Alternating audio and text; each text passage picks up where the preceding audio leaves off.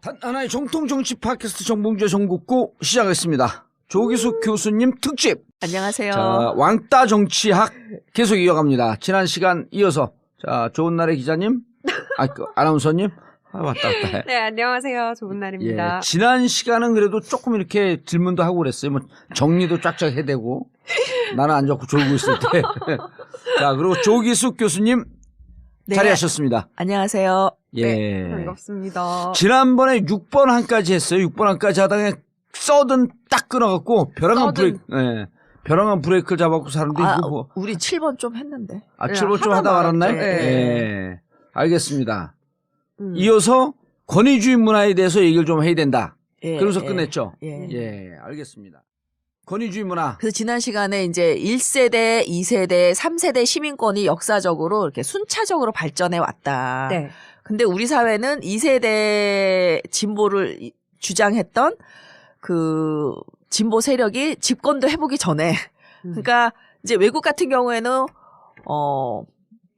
그 과거의 그 보수, 진보 이렇게 집권을 하면서 이 역사가 발전해 왔는데 한 네. 200년 동안 우리는 이제 너무 짧은 시간에 발전하다 보니까 그 구좌파 20세기 좌파들이 집권도 해보기 전에 노무현이 그냥 갑자기 들어온 거예요. 근데 이 신자파 딱 들어쓴 거지. 예, 아하. 들어왔는데 이들을 구좌파들은 어떻게 봤냐면 저 19세기 자유주의자다 이렇게 본 거예요. 근데 19세기 자유주의는 경제 문제에 있어서 굉장히 보수적이에요. 사유재산을 지키기 위해서 참정권을 얻은 예. 사람들이니까. 근데 이 노무현은 경제 문제에 이렇게 보수적이지 않았다는 거예요. 상당히 복지도 많이 했고, 뭐 의료보험도 상당히 좋게 예. 만들었고, 또 그 무슨 그 민영화, 뭐 KTX 민영화라든지 이런 거 다 반대하셨거든요. 예. 그러니까 뭐 왼쪽 깜빡이 켜고 우회전 했다고 하기에는 이게 조금 설명이 안 되는 거예요. 그 민영화에 반대한 건 이거는 분명히 공공 영역을 강화한 이거는 그렇죠. 그 구좌파랑 비슷해 보이거든요. 예. 그러니까 도대체 이게 뭐냐. 그 노무현 대통령도 스스로 신자파라는 걸 본인이 모르고 돌아가셨어요. 아하. 왜냐면 저도 노무현 정부가 그랬어요? 자유주의 개혁 세력이라고 생각을 했는데 대통령 돌아가시고 나서 제가 연구를 하다 보니까 이게 딱 신자파인 거예요. 그 노사모가 개인주의적이고 탈물질주의적이고 이 서구의 68세대를 그대로 문화적으로 빼어 닮은 게 이게 딱 신자파고. 서구에서는 신자파 개념이 일찍이 자리를 잡고 있었잖아요. 그렇죠. 근데 이제 제가 거기에 별로 관심을 안 뒀던 거죠. 우리랑은 먼 얘기라고 생각을 했었지 이렇게 빨리 올 줄 몰랐는데 기본적으로 이 신자파가 오게 된 거는 경제적 풍요. 그러니까 경제적 어려움을, 그러니까 물질주의라는 건 뭐냐면 물질이 중요한 세대잖아요. 네. 이 세대는 경제적 풍요를 경험하지 못한 사람은 어렸을 때 경제적 풍요를 경험하지 못하면 아무리 잘 살아도 쥐어짜요. 경제적으로. 제가 늘 얘기하는 게 문화란 어쩔 수 없다. 예, 예. 그러니까 저는 결혼할 때 양쪽 문화가 좀 비슷하지 않으면 참 갈등이 많다라고 결혼 생활을 해보니까 느끼게 되는데 이게요, 먹고 사는 게 어려우면 문화가 그렇게 중요하지가 않아요.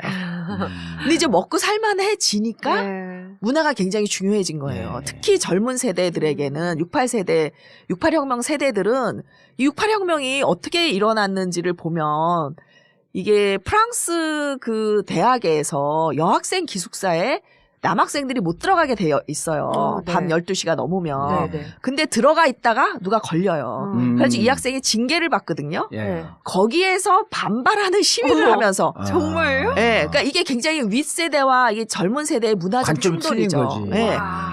우리가 성인인데 당신들이 뭔데 나를 징계하는 거야. 데이트 권한을. 예, 하면서 그 시위가 어떻게 되냐면은 베트남 전쟁 반전 시위로 맞아. 발전이 되면서 완전히 폭력 시위로 가요. 그래서 이 68세대가 전 세계적으로 68혁명이 일어납니다. 프랑스에서 시작한 이 시위가 반전운동으로 쫙 퍼지면서. 예, 미국으로 건너가고 뭐 독일로 야. 가고 일본으로 가고 그래가지고 이 대학들이 완전히 그 몸살을 앓게 되는 거거든요. 근데 정말 프랑스는 아주 폭력적이었어요. 뭐 예. 버스 불태우고 그 사람들은요. 있어요. 네. 아니 근데 우리 이번에 그 촛불 때 프랑스 사람들이 왔고 내가 전국구에서 한번 얘기했는데 그 프랑스 가수 지망생이 왔거든요. 한류에 빠져 있는. 네. 걔가 한 4차 5차 촛불 집회 때 저를 만났는데요. 이제 다른 친구 또 가수 지망생하고 이제 왔는데 이런 얘기를 해요. 참 이상한 사람들이래. 스트라이크라고 하는 말 자체 이미 스트라이크는 뭘 때리고 기존 질서를 부시는 거 아니에요? 그리고 자기들 나라에선 일단 100명, 200명만 와도 스트라이크는 부시는 거기 때문에 그걸 데모할 때 무조건 부셔야 되고 기본 폭력성을 담보하는 거고 그걸 막는 쪽에서도 그런 것에 대한 깊은 관용이 있다는 거예요. 근데 그건 어떻게 저 많은 100만이 모여갖고 안 때려 부시냐. 너무 이상하다는 거예요. 휴지 줍는 거 보고. 그러니까 우리가 여러 면에서 그 선진국들을 앞서는 부분이 있는 거예요. 21세기에 그러니까요. 와가지고. 그러니까 우리가 늘 서구를 뒤따라간다고만 생각을 했기 때문에 저도 신자파가 벌써 나타났다는 것에 대해서 깜짝 놀랐죠. 그랬는데 이제 보니까 지금 트럼프 당선된 걸 보면 딱 우리 10년 전 이명박 당선될 때랑 분위기가 똑같아요. 비슷해요. 그러면 똑같아요. 2007년 네, 그러니까 내가 가서 BBK로 한번 싸워주고 와야 될 판이야. 그러니까 노무현의 이제 식상해가지고 네. 이명박을 받아들였듯이 오바마의 식상한 국민들이 이제 트럼프를 그러네. 받아들인 것처럼. 근데 이제 이 시위도 보면 우리가 서구를 앞서 나가잖아요. 앞서 나갔죠. 완전히 그러니까 우리가 앞섰죠. 이게 인터넷이 발달하다 보니까 21세기 문화가 그냥 훅 들어와 버린 거예요. 그리고 신자파의 핵심적 그 근거 토양이 제가 보니까 신자파가 서로 간의 소통이나 이런 것이 왕성한 상태에서 꼽히는 것 같아요. 그렇죠. 그렇죠. 그리고 우리가 지금 이 왜냐면은 신자파의 핵심이 뭐냐면요. 권위주의 싫어, 꼰대지 싫어 이거거든요. 이건 뭐냐면 수평이야 우리는. 우리는 다 수평적 관계에 평등해. 대등한 네. 대화 관계. 네. 이게 노무현 대통령이 주창했던 거 아니에요. 네. 그 검사와의 대화하니까 이 들이 그냥 그러니까 그러니까 이게 문제가 뭐냐면 권위주의적인 문화를 가지고 있는 사람은 강자한테 약하고 약자한테 강하잖아요. 이런 문화를 가진 집단은 밟아줘야 돼. 그런데 이 또 신자파가 누구에게나 평등하잖아요. 그렇죠. 평등하게 소통하잖아. 그러니까 이제 자기가 약간 권위주의 문화를 가지고 있었던 사람은 노무현이 저게 대통령이 채신머리 떨어지게 저게 뭐냐라고 욕했으면 자기는 권위주의 문화고 예. 아 노무현 대통령 너무 멋있다. 어떻게 검사랑 저렇게 맞짱을 뜨실 수가 있지? 하면 이게 신자파인 거예요. 저도 신자파네요. 그러면. 저도 신자파네요. 그러니까 이게 이제 20세기는 좌던 우던 문화적으로는 권위주의인 거예요. 예. 기본적으로. 근데 21세기 들어와서는 구자파는 권위, 신자파는 소통과 평등. 탈권위. 탈권위. 그렇죠. 네. 근데 제가 사실은 2002년 대선 때에도 딴지일보를 제가 열심히 봤거든요. 네. 예. 근데 제가 조금 불만이었어요. 뭐가 불만이었냐면 딴지일보 기사가 진짜 분석적이고 진짜 리치하고 아주 좋아요. 그런데 이 정말 그 이상한 그 용어들, 쌍욕들 이런 것 때문에 너무 그 가치를 폄훼당하는 거예요. 그때만 해도 우리가 굉장히 권위주의 문화였기 때문에 얘네들이 이런 그 욕설 뭐 이런 문화 때문에 이 주옥 같은 기사들이 빛을 못 보는구나 그랬는데 낙곰수가 똑같이 욕을 하고 그러는데 떴잖아요. 낙곰수는 탈권위주의의 상징이에요. 그러니까 신자파의. 딴지일보도 그게 상징인데 딴지일보는 그럼에도 불구하고 이제 거기는 이 은근히 그 딴지일보 내부에 권위가 있어. 그런 기존 언론계의 권위와 질서를 또 갖고 있어. 그러니까 이게 대중적으로 확 꽃을 피우기에는 뭔가 빗장이 좀 있었던 거예요. 그래요? 그때는 오히려 그런 뭐 하여튼 우리가 보통 평소에 안 쓰는 낯뜨거운 용어들이 많이 나오잖아요. 그런 용어들이 오히려 대중의 접근성을 이제 막았던 것 같은데 낙곰수가 하면서 아니 딴지일보는 폭발을 못했는데 왜 낙곰수가 폭발을 했지 하고 제가 생각을 해보니까 네. 이게 신자파가 확 퍼진 거예요. 신자파가. 그리고 이런 문화가. 거예요. 낙곰수 기자들은 그냥 평범한 기자들이 기사를 썼는데 낙곰수는 그 딴지일보는 근데 낙곰수는 국회의원에 뜬 사람이 감히 바닥으로 내려온 거야. 제 역할이 결정적이지 않았을까요? 그것도 있고 그것도 있고 제가 볼 땐 5년간 문화혁신. 문화혁명이 일어났었던 거죠. 5년간 예. 노무현이 대통령 맞아요. 하면서 예. 요구더 먹어가면서 탈권위주의 문화를 확산시킨 게. 탈권위주의 문화를 확산시켰고 예. 그리고 2007년도에 서 정권이 바뀌고 난 다음에 다시 4년 동안의 반동의 세대를 보면서 더 폭발을 한 거지. 그렇죠. 예. 그러니까 너무나 그 갈증이 나 같이 난 있었던 거예요. 데서. 그럴 때 다시 노무현이 뿌려놨던 문화가 바로 이런 신잡하고 탈권위주의고 평등과 소통의 문화고 참여의 문화다라고 하는 것을 약간 문화적 형태로 낙곰수가 보여주니까 그렇죠. 폭발을 한 거지. 예, 예. 그래서 아. 제가 노사모부터 낙곰수까지 이런 책을 쓰다가 아직도 다 못 쓰고 예. 있는데. 아니 근데 교수님 저는 개인적으로 예. 정말 이런 얘기 하고 싶지 않은데 예. 그때 낙곰수를 제일 많이 비판했던 문화평론가가 누군지 아세요? 우리 쪽에 진보 진영에 누구예요? 진중권과 예. 허지웅이에요. 왜요? 허지웅은 이제 완전 딴따라로 갔고 네. 진중권 교수가 이거를 뭐라고 그때 비판했나 나 감옥에 있을 때 잘 기억도 안 나는데 그래갖고 낙곰수를 엄청 씹었어요. 정확히 어떤 점에 대해서 그 기억 안 났으니까 이 사람이 자꾸 물어보고 있어. 그래요? 그런데 저는 기억하는데 예. 저한테 진중권 교수가 뭐라고 공격을 했냐면은 네. 근데 진중권 교수는 남을 비하하는 공격을 해요. 저한테. 그리고 심지어 저는 박사잖아요. 자기는 석사지만. 근데 저더러 멍청하다고 공격을 해요.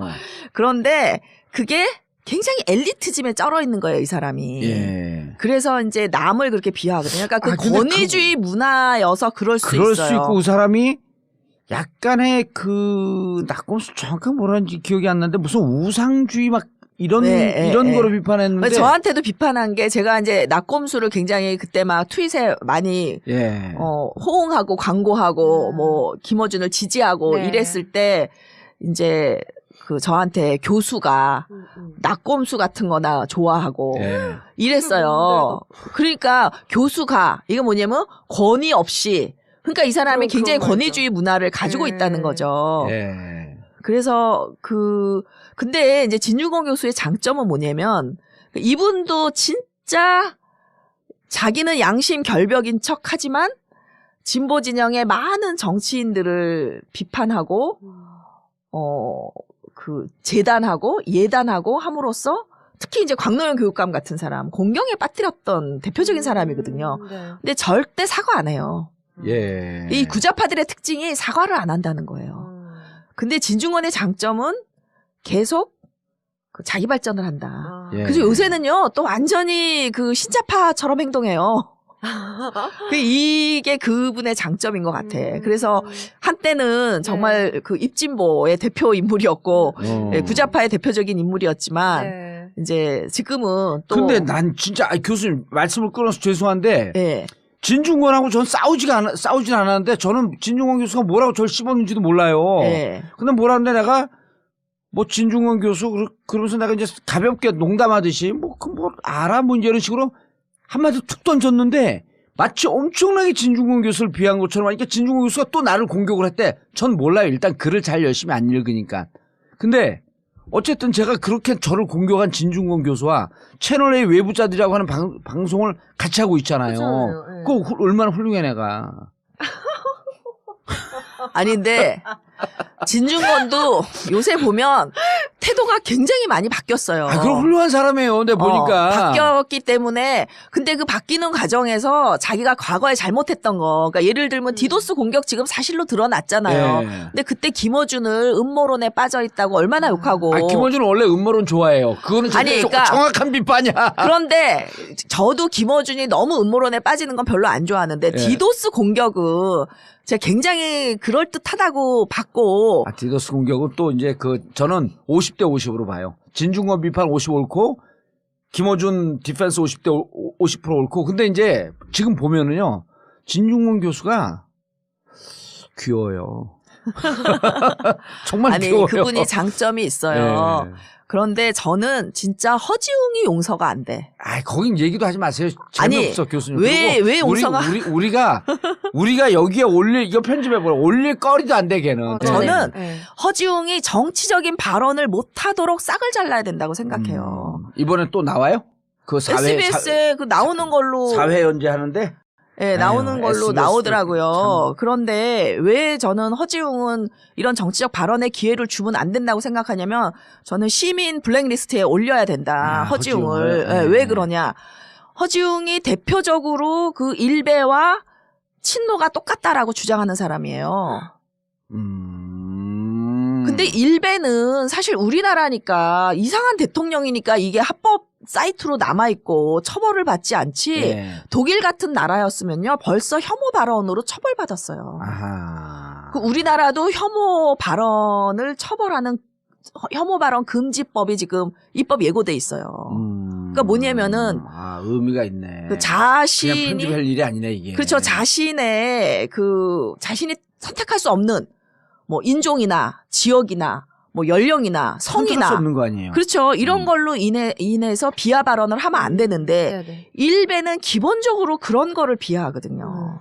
그리고 거의 천륜을 무시한 발언을 하는 게 일베잖아요. 그러니까 다른 선진국 같았으면 이 사이트가 지금까지 남아 있을 수도 없고 이미 폐쇄됐고 그다음에 그 사람들은 발언한 사람들 다 처벌받아야 되고. 법적으로 처벌받죠. 그러니까 예를 들면 뭐 히틀러를 옹호한다든지 또는 뭐 히틀러가 했던 일을 뭐 미화하려고 한다든지 또는 이렇게 물타기를 한다든지 이래도 다 법적으로 처벌받아요. 그런데 일베라는 거는 이거는 범법행위거든요. 우리 지금 아직 혐오 발언 처벌법이 없어서 그런데 그럼에도 불구하고 상당히 많은 명예훼손과 잘못된 정말 오죽하면 일베충이라 그러겠어요. 그런데 노사모와 친노와 일베가 똑같다라고 주장하는 게 허지웅이고요. 그다음에 제가 우리 아버지, 친정 아버지가 이런 발언을 하셨다라고 트윗에 썼는데 그 발언을 누가 쌍욕을 했어요. 그래서 제가 그 사람한테 항의를 한 그 트윗을 가지고 친노는 이렇게 갈등적이라고. 그러니까 제가 먼저 공격한 것도 아니고 공격을 당한 것에 대해서 방어를 한 건데 그거를 친노가 공격적이고 갈등적인 그 하나의 예로서 그걸 딱 쓰는 거예요. 그래서 제가 그게 아니다. 이 사람이 먼저 나를 심한 말로 우리 아버지를 공격했기 때문에 나를 공격하는 건 그래도 좀 참아도 내 아버지를 공격하는 건 못 참잖아요. 그래서 항의를 한 거다라고 했으면 자기가 사과를 해야 되잖아요. 그렇죠. 그 사람들의 특징이 일체 사과를 안 한다는 거예요. 그러고선 어쨌든 트윗에서 견딜 수가 없어가지고 트윗계를 떠났는데 저는 이런 사람은 절대 정치적 발언을 하도록 허용하면 안 된다. 왜? 영화는 자기 전문성이 있으니까 뭐 해도 괜찮아. 하지만 전문가가 아니잖아요. 정치적. 전문가가 아닌데 범죄적인 발언을 한 거거든. 친노랑 일베가 똑같다는 건. 그리고 적대적 공생관계라고 했는데 노사모는요. 일베가 없이 탄생한 조직입니다. 신자파 조직이에요.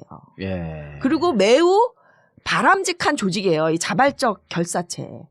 그런데 허지웅이 공격을 받은 거는 친노를 또는 광노현 교육감을 사실도 잘 모르고 부당하게 공격을 하니까 자기가 공격을 받은 거지. 가만히 있는데 공격을 친노들이 한 게 아니거든요.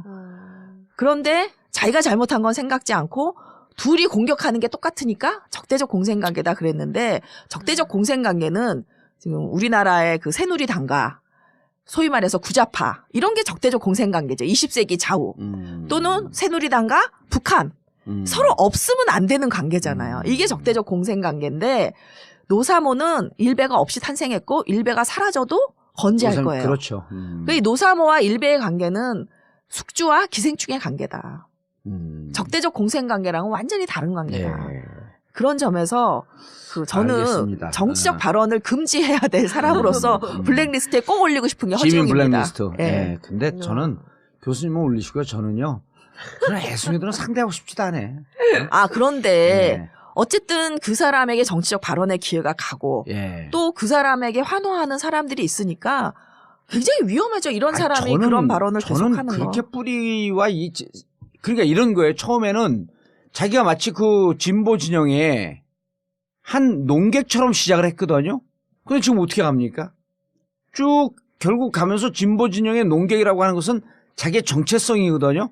삶의 진정한 모습인데 지금은 어떤 한 농객이라고 보기보다는 그냥 평론가란 타이틀을 쓰고 연예인이 된 거예요. 그냥 엔터테이너가 된 거예요. 그러니까 그 사람의 삶은 대중들에게 그 정도 영향력이 있는 거지 본질적 영향력을 주지 않고 한쪽으로 틀어지기 때문에 우리 사회는 요새 연예인들의 영향력이 더 크잖아요. 그죠. 사실 저는 그 커요. 사람은 그렇게 되지 않으리라고 봐요. 아니 물론 네. 그렇지만 그래도 어떤 정치적 스피커가 가는 거는 위험한 일이다. 왜냐하면은 이명박과 노무현이 똑같다 이러는 사람이거든요. 대표적으로. 거기에다가 그 사람을 정치적 패널로 해갖고 대선 토론을 하는 그 방송국이 정신이 나간대죠. 그러니까 그 네. 얘기가 매우 그 부적절하다는 방송국이 얘기를 정신이 예, 나간대지. 하고 싶은 거예요. 그럼요. 예. 알겠습니다.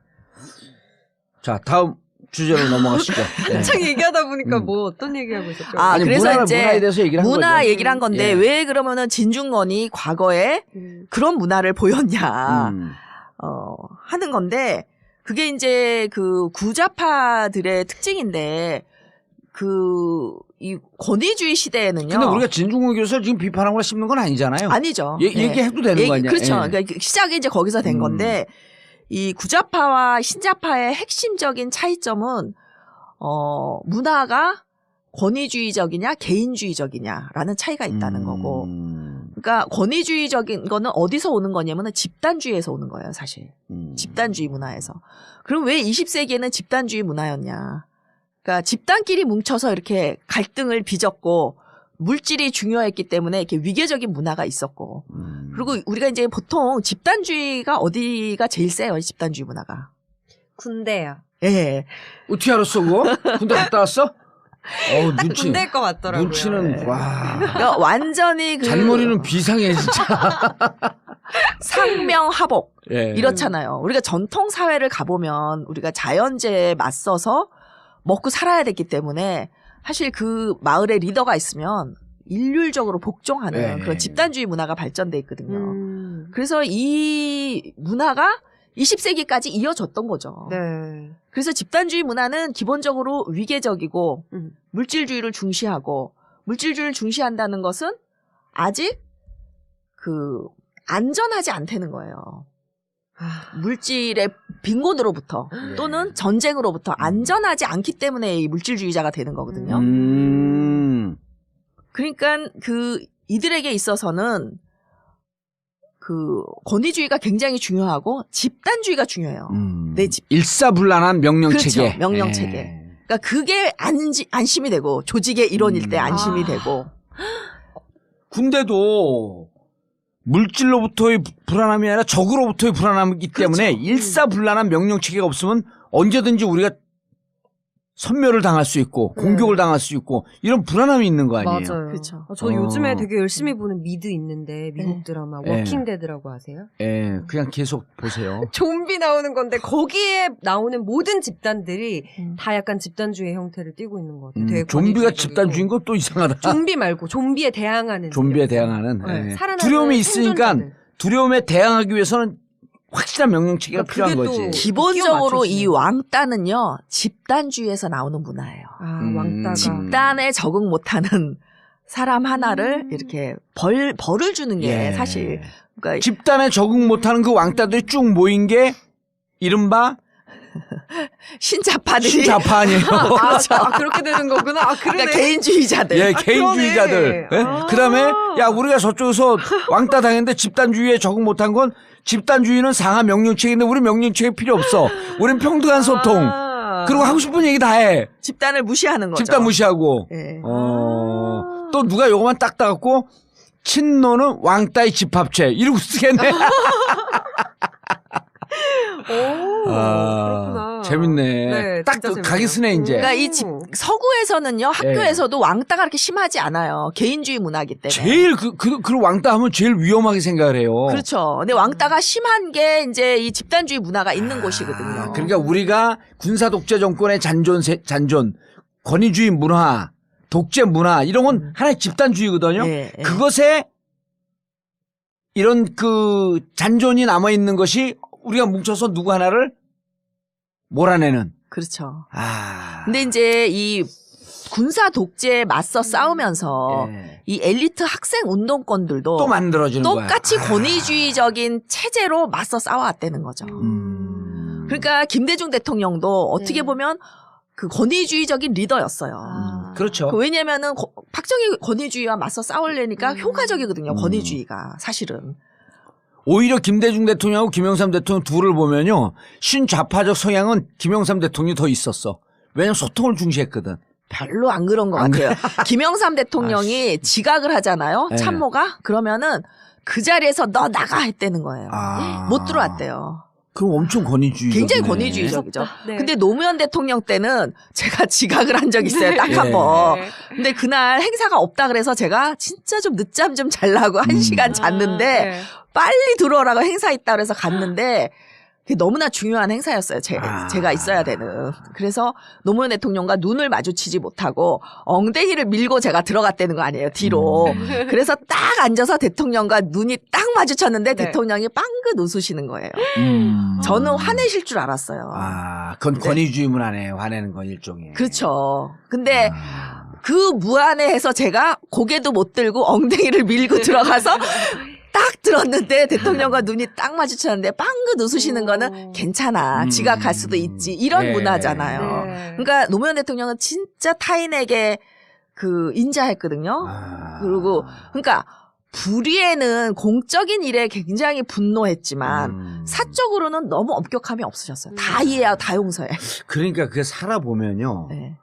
이게 사람이 된 사람은 자기한테는 엄격하고 남한테 관대해야 되는데 그쵸. 보통 사람들이 반대로 하거든요. 그쵸. 남한테는 엄청 엄격해요. 그래서 자기한테는 관대하고. 음. 근데 제가 이제 IMF 온 이후에 김대중 대통령 되고 난 다음에 종로에서 학원을 크게 했잖아요. 근데 이제 우리 경영 원장이 있었는데 그 양반이 미국에서 오래 살았어요. 그리고 다른 학원에서 있었는데 미국인 강사들이 한 30명쯤 됐거든요. 근데 이놈들이 꼭 회화 시간에 보면 5분 이렇게 한국에서 잘못 배워갖고 5분 막 이렇게 늦어요. 그럼 타임. 늦어 수업을 늦게 들어가. 네. 그 학생들한테 컴플레인 오면 저는 불러갖고 그냥 바로 깼거든요. 인정을 안 하면서 because of traffic. 꼭 다른 탓이에요. 뭐 because of 워치가 안 울렸다는 거예요. 아니 자기가 잘못한 거 아니고 그래서 난 막 야단치는데 우리 그 미국에서 오래 살았던 그 원장이 딱 불러서 뭐라 그러냐면 야, 너 한국에 살기 힘들지? 문화가 틀려서. 그 교통체증 엄청 심하지? 어? 근데 너 잘한다고 소문이 많더라. 그리고 앞으로 20, 30분 칭찬하다가 마지막에 그래도 교실에는 on time 제때 들어갈 수 있도록 노력을 하라. 그럼 걔들이 얼굴 빨개지는 거예요. 미안해갖고. 그걸 보고 내가 정말 많이 느꼈어요. 근데 그걸 털어내는데 막 10년 이상이 지나가도 안 지나간 거. 지금 우리 직원들한테도 막 어떻게 다 이해하려고 그러다가도 한순간에 이거 이렇게 못하면서 빡 터지는 거야, 이게. 옛날 권위주의 그 모습 그대로. 이걸 털어내니까 그렇게, 그러니까 구자파적 본질이 그대로 있는 거예요. 안 털어지는 거야, 잘.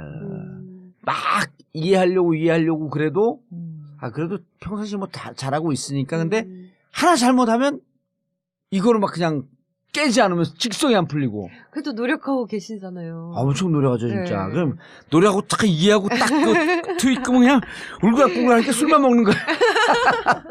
근데 그게 구좌파, 신좌파의 문화적 차이네. 그렇죠. 근데 이제 구좌파는 사실 20세기에 예. 어떤 진보적 가치, 그 다음에 그 경제적 평등, 여기에 사실 자기가 올인한 거잖아요. 예. 어떤 그렇죠. 이익을 추구하지 않고 네. 진보 언론을 택해서, 그러니까 진보 운동권을 하고 그렇죠. 사회의 정의를 위해 싸우고 또 진보 언론을 택하고 이랬으니까 이 사람들에게 있어서 구좌파 가치는, 경제적 평등이라는 이 가치는 옳고 그름의 문제예요. 너무나 옳은 거예요. 그리고 그 옳음을 위해서 자기의 일생을 희생했기 때문에 네. 이게 자기의 정체성이 돼버린 거예요. 아. 근데 자기가 틀렸다는 거를 인정하는 건 자기 정체성을 부정하는 거기 때문에 인정하기가 쉽지가 않아요. 그러니까 신자파들은 너 뭐 잘못했어 그러면은, 개인주의자들은요 내 정체성이 아니야. 그거는 내 말 읽고 내 행동일 뿐이야. 나가 아니야.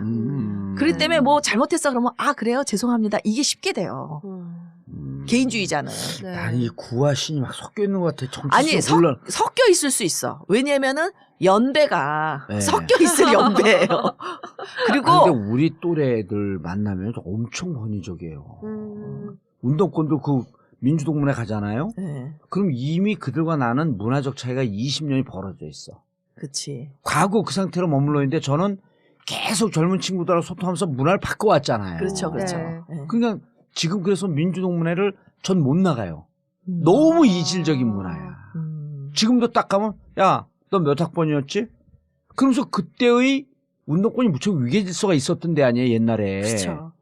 지금도 그 문화에서 안 빠져나가니까 저는 무척 답답하고 너무 과거에 안주하고 있는 것 같고. 그래서 이게 왜지 그냥 개인적인 성향으로만 분석을 했었는데 지금 교수님 말씀 들으니까 이게 구좌파, 신좌파의 이행기에 있었잖아요, 또 우리는. 그렇죠. 아하. 그리고 우린 또 권위주의도 경험했고. 권위도 경험했고 40이 넘어가면서 신좌파가 오는 그 문화적 소용돌이 속에 또 있었던 거고. 그렇죠. 2002년도 노무현 대통령 올 때 우리가 40을 간 넘을 때 아니에요, 이제. 그렇죠. 그리고 그걸 못 받아들이면 자꾸 과거에 도태돼 있는 요게요, 거야. 집단 간 그 성향도 있고 예. 개인 차도 또 있어요. 자기의 퍼스널리티.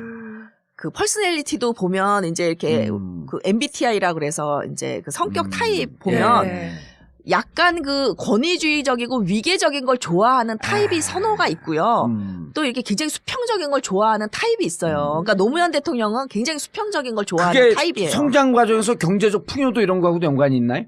아까 지난 시간에 그런 얘기를 좀 했었는데 물질적 그러니까 그렇죠. 어렸을 때 물질적으로 좀 풍요롭게 자란 사람은 네. 그때 10대 때, 네. 10대 때 그런 어떤 물질적 풍요를 맛보면은 훨씬 그 결핍이 적으니까 탈물질주의자가 될 가능성이 크다는 거예요. 그러니까 개인주의적 그렇죠. 개인주의적이고 다급함이 없으니까 평등지향적이고 그다음에 가치를 더 중시하는. 그러니까 가치라는 건 여기서 말하는 21세기적 가치라는 건 뭐냐면 정의라든지 공정이라든지 생태라든지 뭐 환경이라든지 여성이라든지 탈핵이라든지 뭐 이런 쟁점들을 이제 중요하게 생각하는 사람들이 신잡하고 수업인 것 같죠? 수업인 것 같죠? 강의 같아요. 죄송해요. 이거 강의로 들리면 어떡하지? 아니 강의로 들리지 않고 아니 네. 근데 저는 최강욱이가 그러는 거예요. 나는 이렇게 물어봤어. 최강욱이더러 야, 난 너가 참 이상하다.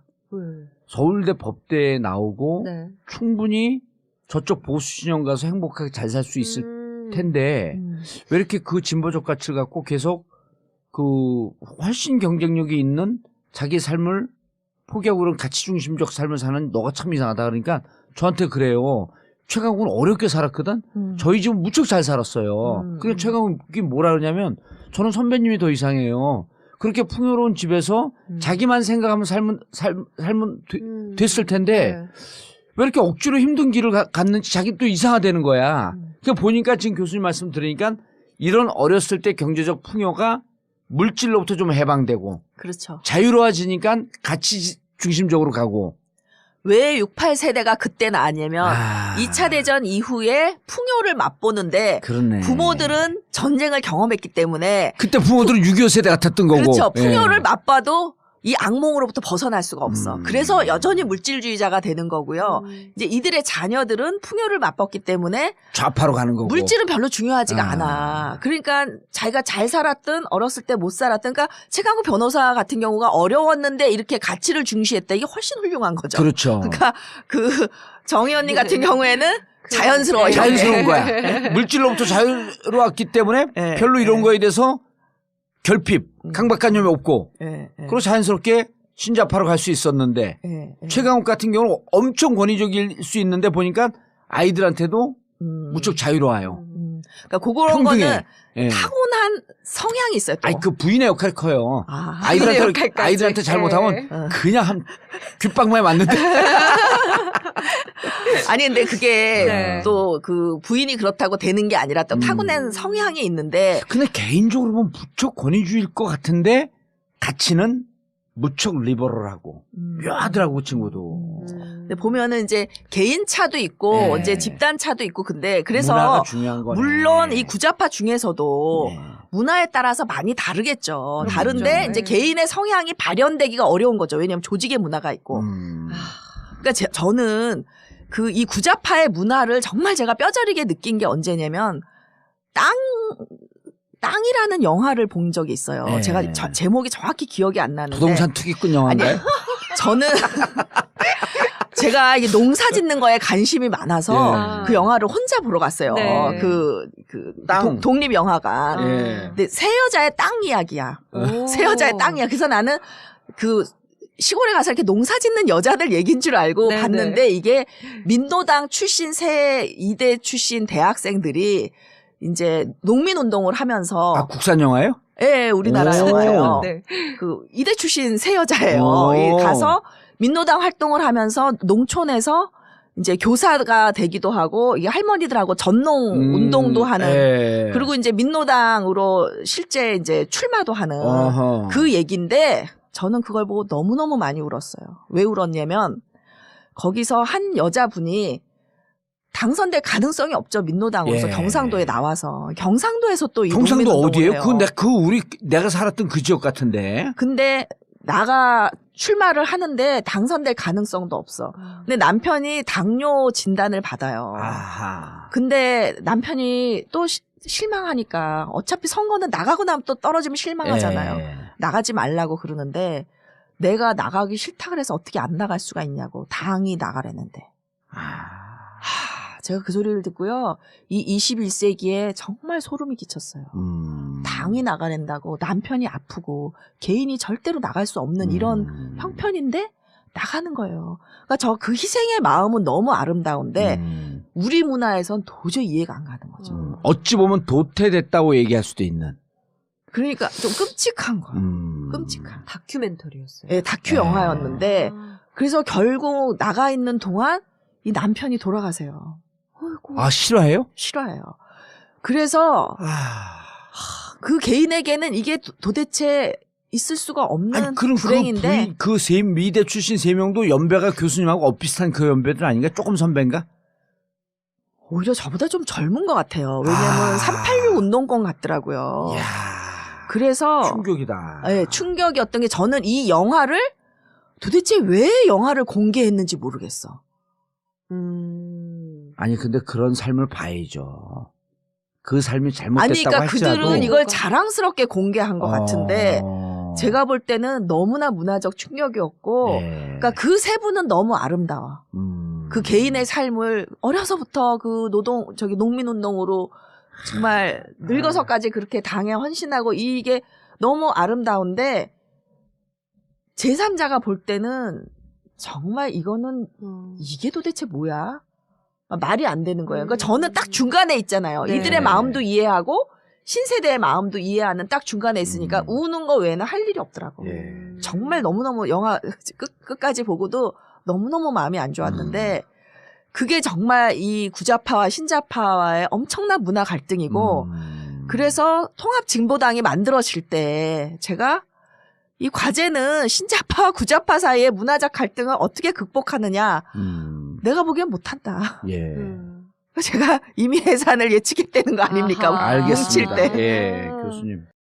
그게 아니라 예. 해체. 그러니까 해체. 통합진보당이 국민참여당하고 해체 분화될 것이다. 그러니까 통합진보당이 예. 국민참여당계하고 민노당계하고 이렇게 또 이 진보신당 쪽하고 셋이 다 합친 게 예. 통합진보당이었잖아. 근데 그게 결국 그게 분화될 것이다. 분화됐잖아요. 알겠습니다. 아니 근데 저는 진짜 이 민주동문회 가면 네. 이게 잘 적응이 안 되는 게 네. 그분 저보다 후배들도 있거든요. 네. 근데 그분들이 저를 보면 문화적으로 이해가 안 되잖아요. 그 저를 보면은 연예인 왔다 그래. 나 연예인 아닌데 꾸준히 정치를 하려고 이렇게 준비하고 있는 사람이고. 근데 옛날 정치와는 조금 다른 형태의 정치를 하고 있을 뿐이죠. 네. 근데 20대, 30대 촛불을 들고 나오는 그들한테 가면 그들은 절대 연예인이라고 안 그래요. 그냥 자기들하고 똑같은 사람인데 좀 방송 친화적인 사람. 네. 이렇게 보는 거예요. 그래서 민주동문회 갔을 때 내가 느끼는 이질적인 문화와 촛불을 들고 나와 있는 이 거리에 나와서 애들을 데리고 나온 40대, 50대들 혹은 20대, 30대들하고는 동질한 문화를 느끼는 거예요, 저는. 근데 이제 그 신자파들 중에서 예. 특히 이제 친노라고 또는 친문이라고 하는 사람들이 이렇게 뭐 부당하게 누가 뭐 비판하거나 막 이러면은 또 막 가서 이제 뭐 공격도 하기도 하고 예. 뭐 18원을 보내기도 하고 뭐 이러잖아요. 예. 그러니까 이들이 집단적으로 움직인다고 생각을 하는데 이 신자파들은 절대로 집단적으로 안 만나요. 그냥 각자 자기가 개인적으로 생각이 되면 그러네. 그냥 각자 하는 거예요. 아니, 그거에 총합으로 모인 게 촛불 아니에요. 그렇죠. 그러니까 이게 근데 이제 그 보수들이 예. 보수도 이제 이 권위주의 문화에서는 구자파랑 비슷한 거예요. 그러니까 보수들이 누가 촛불을 돈을 줬냐. 배우가 누구냐. 누가 배우냐. 그리고 얼마 받고 나가냐. 이게 도저히 그분들의 머리로는 이해가 안 가는 거예요. 집단주의고 예. 권위주의고 집단주의고 그런데. 그러니까 이게 신자파의 특징은 뭐냐면 자발성이거든요. 누가 시켜서 하는 게 아니라 자기가 나와서 하는. 그래서 뭐 조선일보가 뭐 조기숙이 뭐 지령을 내리면 뭐 친문들이 이렇게 몰려가서 뭐 한다 그러는데 친문들이요. 문재인이 뭐라고 해도 싫으면 알티도 안 해요. 그러니까 일체 권위주의를 인정을 안 해요. 그러니까 제가 공감 가는 얘기를 했을 때나 공감하죠. 제가 마음에 안 드는 얘기하면 또 막 저도 공격해요. 네. 그러니까 일체 권위주의를 인정하지 않는 게 이게 신자파의 특징이다. 근데 이게 보수적이거나 구자파인 경우에는 굉장히 이해가 안 가는 문화죠. 그러네. 그러니까 돈을 주고 촛불을 사서 누군가 배후 조정을 해서 하나의 집단의 힘이 뭉쳐서 촛불에 나왔다. 이렇게 믿는 거지. 그렇죠. 집단주의가 결국 왕따가 집단주의의 문화인데 집단주의의 유산인데 왜 진보 언론들이 그 노무현을 싫어했냐. 저는 이 문화적 갈등도 크다고 봐요. 문화적 갈등. 예, 그러니까 이들이 대통령을 보면 권위라고는 하나도 없고 그러니까 최소한의 권위는 있어야 되는데 근데 사실 신자파 또는 그 노사모 이 사람들은 노무현을 정말 존경하고 사랑했거든요. 그러니까 권위를 잃지를 않았어요. 그러면 권위적이지 않았을 뿐이지. 근데 그들에게는 권위란 좀 권위적이어야 돼. 좀 황교안처럼 이렇게 각을 세워야 돼. 예. 각 잡힌 모범생처럼 굴어야 돼. 예. 그러니까 이 엘리트 운동권 구자파의 시각으로 보면 이념적으로나 문화적으로나 도저히 용서가 안 돼. 그래서 이제 노무현을 막 때렸어. 아하. 그러니까 보수 언론도 때리고 진보 언론도 때리니까 중간에 관심이 없는 국민들이요. 선거 때가 아니면 관심 있게 안 봐요. 그냥 언론에 나온 게 지지도로 그대로 반영돼. 그러니까 노무현의 지지도가 낮아요. 그러니까 참여정부가 실패했다 그런 거예요. 진보 언론들은. 그래서 실패했다고 계속 했는데 네. 노무현 대통령이 돌아가시고 나니까 막 그냥 확 지지도가 올라오고 이러니까 이 사람들이 이제 추모하는 척을 좀 했어요. 근데 한 1년 또 지나고 나니까 추모와 평가는 별개다. 이러면서 우리가 추모는 편승했지만 평가는 너네는 여전히 실패야. 이렇게 되는 거예요. 그러니까 구자파 입장에서는 그 노무현의 업적이 다 보잘것 없는 거예요. 경제적 분배를 제대로 하지 못했기 때문에. 너무 다르네요. 정치적으로 그렇죠. 하고자 네. 하는 게. 네. 그렇기 때문에 그들은 노무현을 절대로 인정할 수가 없는 거예요. 근데 그때 그러면 참여정부가 왜 실패했냐? 그랬더니 최장집 교수가 구자파의 대표적인 그 지식인이시죠? 뭐라 그랬냐면은 선거에 패했고 그다음에 지지도가 낮았으니까 참여정부 실패했다. 그럼 지금 노무현 지지도가 1위예요. 그건 뭐야 그럼? 아직도 실패했다는 거예요. 그러니까 이 구자파들이 옳고 그름이 자기의 정체성이 됐기 때문에 자기네가 그때 틀렸다는 걸 인정할 수가 없는 거죠. 받아들일 수가 없는 거야. 그러면 자기 정체성이 무너지게 돼. 무너지는 거지. 사실 지금 21세기 신좌파적 정체성이라고 하는 것은 옳고 그름 별로 중요하지 않아요. 잘못했으면 잘못했다. 그쵸. 맞아요. 그 다양성이고 맞아, 뭐 그때는 내가 이렇게 생각했는데 이런 정보가 없었다. 네. 새로운 정보가 들어와서 보니 뭐 내가 잘못 생각했다라고 할 수도 있는 저는 거고. 어디 강연 이런 데 가면 네. 뭐를 인용하냐면 제롬 리프킨 교수가 똑같은 얘기를 해요. 20세기 리더십은 절대 군주적 리더십이고 21세기 리더십은 결함투성이의 리더십이다. 20세기는 절대 군주, 전지전능한 리더십. 이게 네. 박근혜 리더십이거든요. 근데 21세기 리더십은 공감의 리더십이면서 나 이렇게 잘못하고 나 이렇게 부족한 사람이니 여러분들께서 나를 도와주세요. 그렇죠. 그러면서 집단의 지성으로 이 힘을 이 난제를 극복하려고 하는. 그러니까 21세기 리더십은 자기 잘못함을 늘 공개하면서 반성하고 잘못하고 인정한다는 거예요. 그런데 어떤 일이 벌어지냐면 노무현 대통령이 돌아가시기 전에 이제 우리 진보의 미래라는 책 쓰고 있었잖아요. 그때 뭘 반성하셨냐면 내가 그 정말 정파의 이익을 생각하지 않은 정말 공정한 대통령이랍시고 한미 FTA 해가지고 이 진보 진영의 분열이 너무나 나 때문에 심각해졌다라는 걸 반성하셨고, 그러니까 FTA 한 거를 잘못했다고 반성하시는 게 아니라 자기가 너무나 정파 이익을 생각지 않고 나라의 이익만 생각하고 했는데 결국 나로 인해서 분열이 돼서 아프다. 근데 저는 이게 노 대통령으로 분열된 게 아니라 분열은 내재해 있다고 보는 거예요. 이게 구좌파와 신좌파가 공존이 어려운 거죠. 그런 문화적 갈등이 있으니까. 이라크 그리고 파병도 그런 관점에서 보셨나요? 이라크 파병 그 얘기는 안 하셨어요? 이라크 파병은 사실 많은 사람들이 또 이해를 했고 그렇게 뭐 FTA처럼 극심한 쟁점은 그건 아니었거든요. 단발적인 거였으니까 예, 이라크 예, 예. 파병은. 그다음에 이제 그 비정규직 보호법을 이제 임기 말에 통과했는데 사실은 이 임기 초에 통과됐으면 이 법이 저는 비정규직이 정규직 전환이 굉장히 많이 됐을 거라고 봐요. 정부가 힘 있을 때 통과됐으면. 근데 이거 2년 동안 의회에서 막고 못 통과하게 만든 게 민노당이거든요. 민노당은 여지껏 반성한 적이 없어. 근데 노 대통령은 그때 하고 그 파견직법 이런 거 그냥 간 거를 놔뒀던 게 이제 IMF 때 그 IMF의 권고를 받아서 김대중 대통령이 했던 여러 가지 그 비정규직을 만드는 법들이 참여정부에 통과된 게 아니라 김대중 정부에 통과된 거를 그대로 방치하거나 뭐 그대로 그 개정을 했거나 뭐 이런 잘못이 있는 거죠. 거기에 대해서 뼈저린 반성을 하셨는데 그랬더니 뭐라 그러냐면은 노무현 대통령도 그 비정규직 문제에 대해서 반성을 했으니 문재인 당신이 책임지고 그 출마를 하지 마라. 이러는 거예요. 근데 그러니까 뭐냐면 이 반성이라는 거는 진보 진영 내 분열이 이렇게 있으니 서로 반성을 해야 되는 거잖아요. 그래야 우리가 연대가 되고 앞으로 나아갈 수 있는 건데 너 반성했으니까 너 아무것도 하지 마. 이거예요. 나는 다 잘했어. 이거거든요. 그러니까 이게 또 권위주의 문화의 특징이에요. 그러네요, 진짜. 그러니까 수평적인 문화에서는 내가 상대가 반성하면 그래 나도 잘한 건 없지 나도 잘못했어 이래야 서로 화해가 되잖아요. 네. 근데 상대가 반성했더니 그래 너 잘못했어 너 은퇴 우리가 할게 이거 아니에요. 이런 거 아니에요? 무릎 딱 꿇고 죽을 죄를 졌습니다. 그러니까 죽어. 그렇죠. 그런 거랑 똑같은 거죠. 계속 끊임없이 문재인의 무릎을 꿇리려는 거예요. 자기네들이 잘못했다는 거는 조금도 인정하지 않고 그러니까 왜 그러냐. 자기 정체성이기 때문에 그래요. 구좌파의 신념이. 시대가 지났다는 거를 모르는 거죠.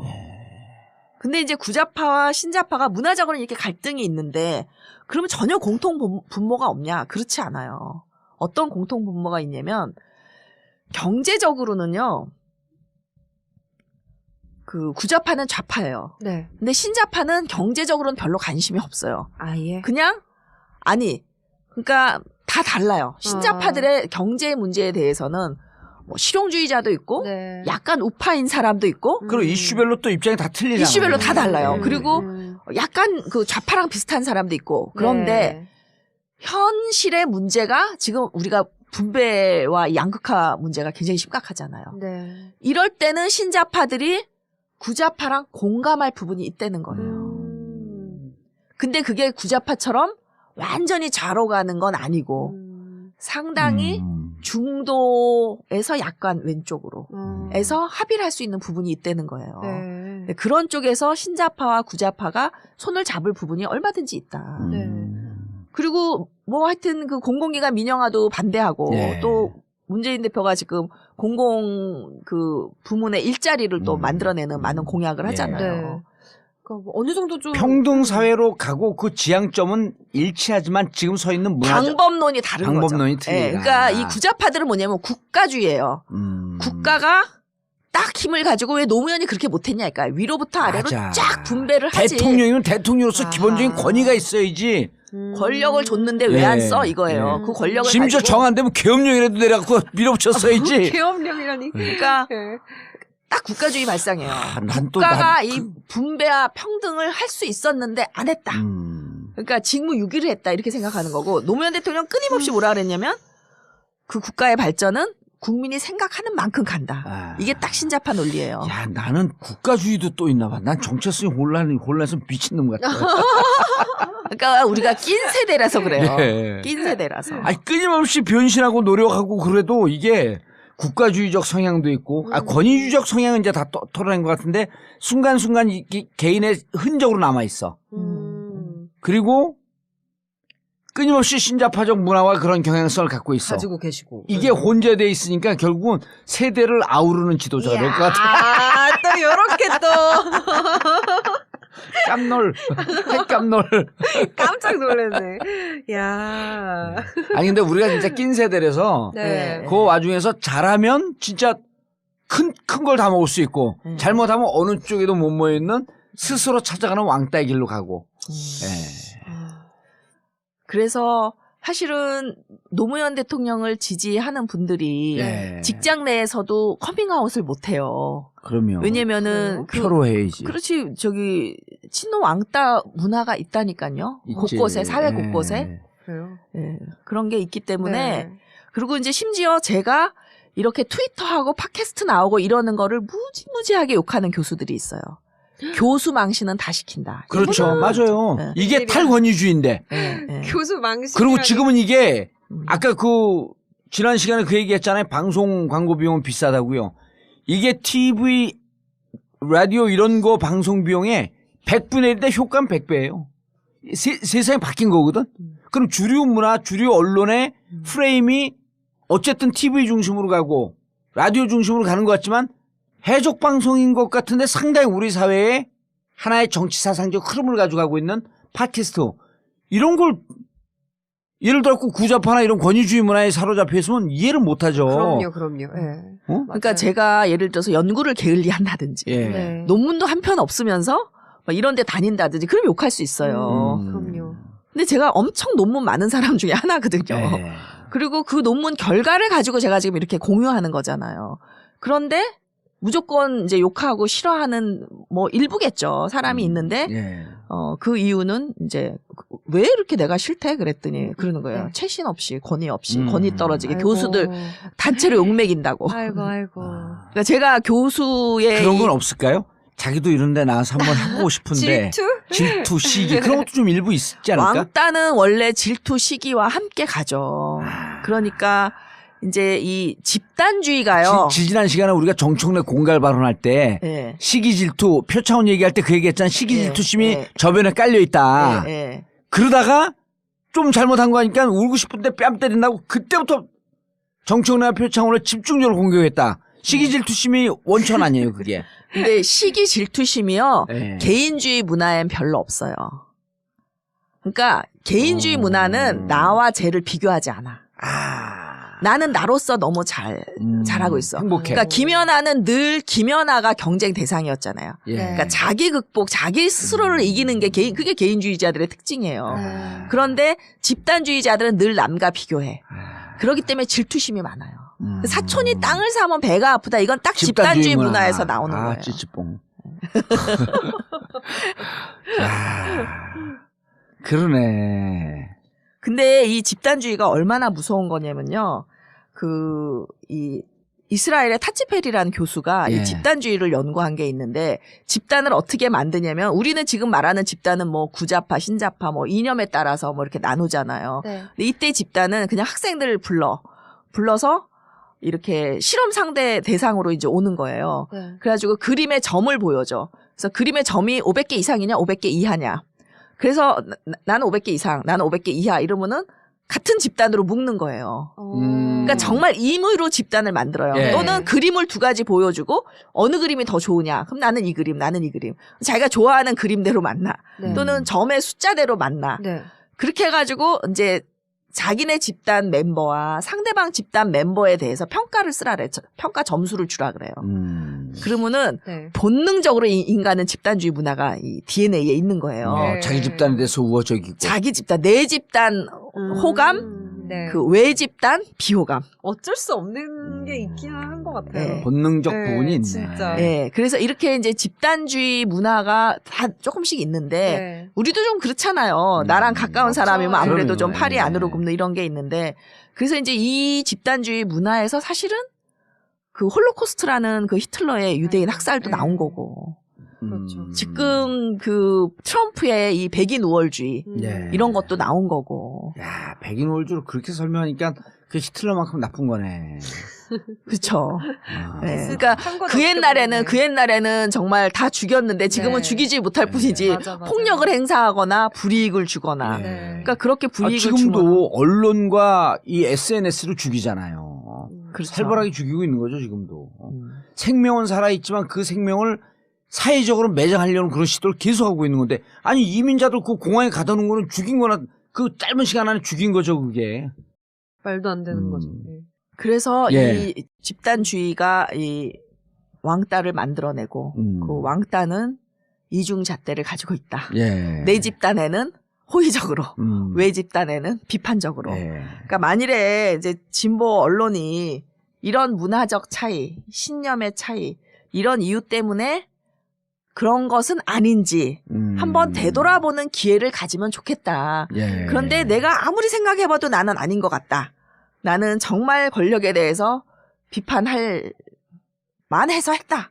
라고 생각하면 그러면 할 수 없는 거고요. 그럼 어떻게 보면은 이제 교수님께서는 진보 언론이 약간 구좌파적인 그런 특성을 띠고 있기 때문에 왕따를 시킨 거다라고 보시는 그러니까 거예요? 노무현에 대해서 실패했다고 주장을 했고 네. 지금은 그렇지 않은 게 증명이 됐음에도 불구하고 여전히 실패했다고. 여전히 자기 하지 잘못을 않고. 인정할 수가 없으니까 왜냐하면 자기 정체성을 훼손할 예. 수가 없으니까 네. 이제 계속 실패했다고 하고 싶으니까 이제 자꾸 문재인한테 그 논조가 문재인한테까지 확산되면서 그렇죠. 실패한 후계자 문재인. 네. 당신은 출마하면 안 돼. 그 좋은 글씨를 계속 더 씌우고 싶어 하는 거고. 계속 이제 그 문재인이 그러니까 거기에 문재인이 그러니까 저는 그러면 이 왕따를 당하는 사람의 책임은 없느냐 저는 있다고 봐요. 그러니까 문재인은 끊임없이 그 프레임에서 시키는 대로 해요. 그러니까 아하. 예를 들면 친노를 다 해체하고 친노 없어요 이제 문재인 예. 근처에. 그리고 그다음에 이제 친문도 해체. 어허. 선거 지금 그 선대위 만드는데 네. 예. 친문이 지금 거의 없대는 거 아닙니까? 음. 근데 이게 결코 선거 전략으로서 좋은 전략이 아니거든요. 그런데 지금 계속 그렇게 가고 있어요. 시키는 대로 오히려 그 왕따를 지키면서 니네가 왕따 시키는 대로 만든 난 마이웨이 내 길을 가겠다 이렇게 됐어야 되는 건가? 근데 이게 좀 까리해요. 저도 네. 말할 수가 좀 없는데 네. 마이웨이를 가겠다라고 할 성품이 안 돼. 노무현은 그게 돼. 아니 만약에 정상적인 돌파 방법은 마이웨이인가요? 저는 배우는 중이야 지금. 이게 어느 정도 내가 세력이 있으면 네. 마이웨이가 낫죠. 지금 어느 정도 그렇게 세력이 전폭적으로 있으면. 30 몇 프로의 지지를 받는데도 아직도 맞아요. 마이웨이를 못해요?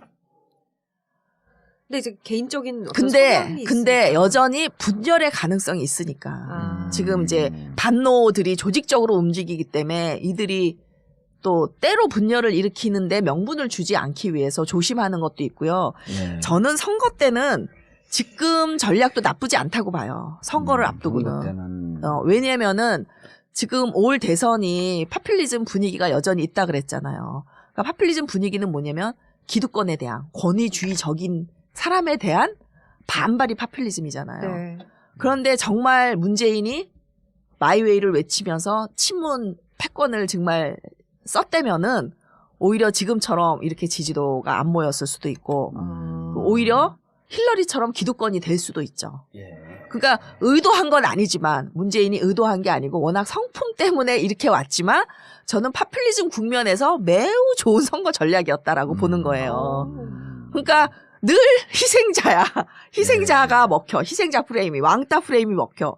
그러니까 절대로 문재인을 기득권이라고 몰아붙일 수 없게 됐어요. 지금 상황이. 게다가 이 왕따까지 지금 유명해져가지고 전국구가. 네. 그러니까 오히려 시민들이 이 신자파 시민들이 똘똘 뭉쳐서 문재인 지키기를 하고 있거든요. 그러니까 충성도도 1등, 지지도도 1등. 네.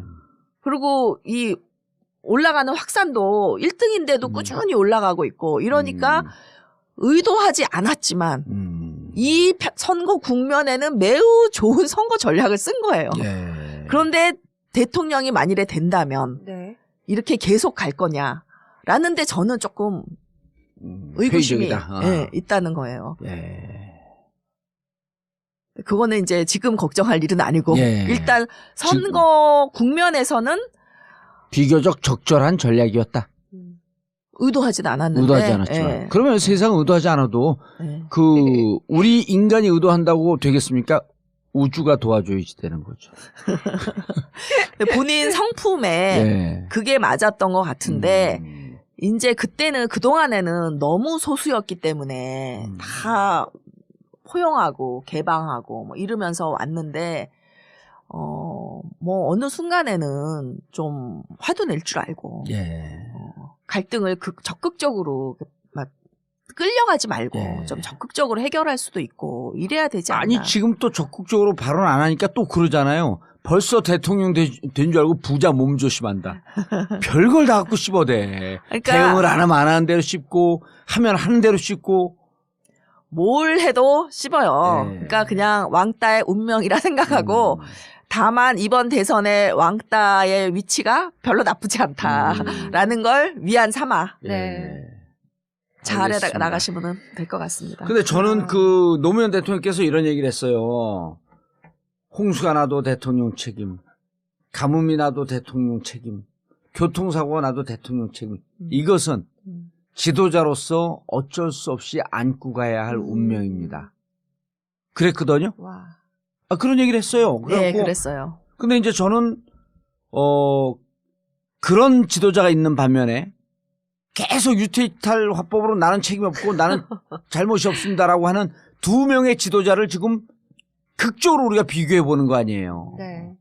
그리고 국민들은 이런 모든 것을 나의 책임으로 안는 것이 더 훌륭한 지도자다. 당시엔 몰랐죠. 당시엔 몰랐죠. 근데 오히려 문재인 후보를 통해서 저렇게 왕따를 당하고 공격을 받으면서도 모두 다 내 책임으로 의도하진 않았지만 감내하고 가는 모습에서 대중들은 조금 더 감동을 받고 있는 건 아닐까요? 열광까지는 아닌 것 같고요. 감동은 좀 답답해하지만 문재인의 그 진정성은 통했던 것 같아요. 그거에 대해서 그런데 정치에서는 이게 전 국민이 신자파라면 예를 들면 이제 북유럽 같은 데는 이 탈물질주의자의 퍼센티지를 가지고 그 나라의 민주주의 정도를 이렇게 딱 비교해 보면은요 코릴레이션이 명확하게 있다 그래요. 그러니까 예를 들면은 뭐 북유럽이 민주주의 정도가 상당히 높다. 그러면 탈물질주의자의 수가 굉장히 많은 거죠. 뭐 70%. 네. 근데 우리나라는 탈물질주의자의 수가 굉장히 작은 나라 중 하나예요. 그 경제 발전에 비해서. 그래서 사실은 굉장히 물질주의적인 나라인데 지금 이제 이런 최순실 박근혜 게이트를 겪으면서 야, 우리가 정말 중요한 걸 잊고 살았구나 라면서 지금 이제 그 본질로 돌아오고 있는 중이거든요. 그래서 이제 지금은 뭐 물질이나 먹고 사는 문제보다는 정의니 뭐 공정이니 이런 문제가 이제 더 많이 적폐청산이니 이런 문제가 더 많이 거론되고 있는데 근데 이제 우리가 하여튼 권위주의자가 많은 사회잖아요. 좌에도 우에도. 그럴 때는 사실은 그 맥그레거 번스라는 그 리더십 대가가 있는데 그 교수가 프랭클린 루즈벨트 대통령을 연구한 사람이에요.